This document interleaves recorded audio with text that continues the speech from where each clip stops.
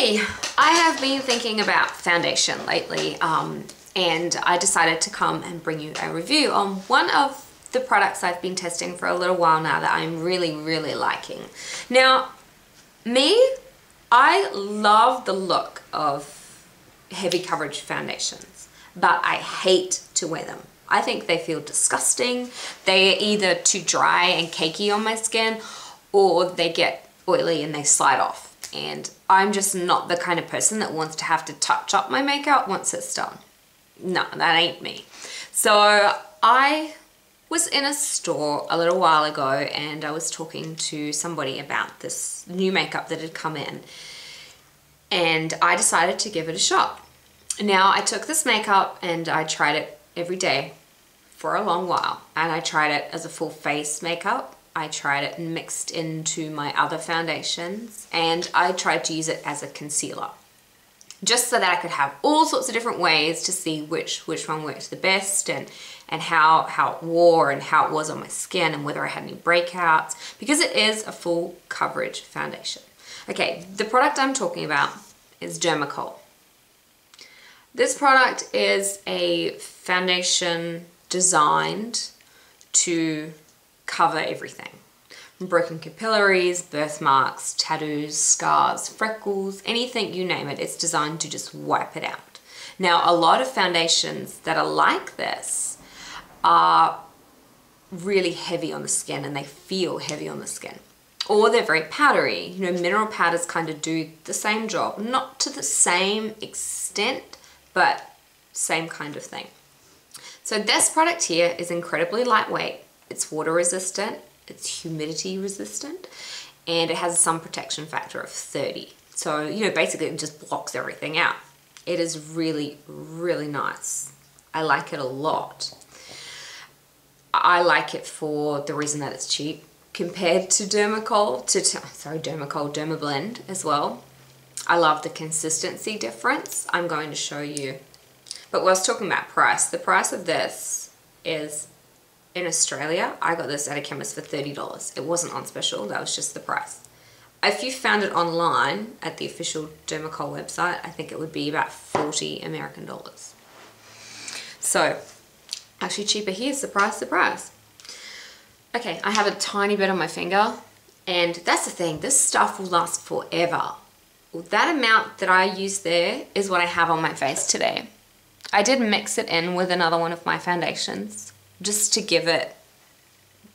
make it easy to put on for a start, although it is incredibly easy anyway, but just to take it down from being that whole wiped out look to being a little bit more wearable for a day. Okay, so I have a little bit on my hand there, and you just see how creamy that is. It blends so easily, and it is, I mean, that's amazing. It's not sitting in all the lines on my hands and looking dry and chalky, which a lot of foundation will do anyway. So I'm really loving that about it. It's very easy to work with. And I think if I had issues with it, it would just be the fact that it probably doesn't stay on as long as some of my stay on foundation would. So my advice would be to mix it into a product like that if you want to have more coverage, and then I think it would be really good at staying on. For me, it probably lasts on average about 6 hours on time, and it really only starts to transfer a little bit on the areas that get oily. And I don't have oily skin, my skin is normally dry, but some makeup, if it's a little heavier, it will encourage the oils to start. And I find that this will do this a little bit on my nose and my chin, just a tiny bit. So that's, you know, that's dealable. It's not a deal breaker for me. It doesn't slide around, it doesn't come off. It'll just need a bit of, for me, dabbing with a tissue or what are they called? Those wipe things that you use, not baby wipes or anything. You just get these little blotting papers, that's the one.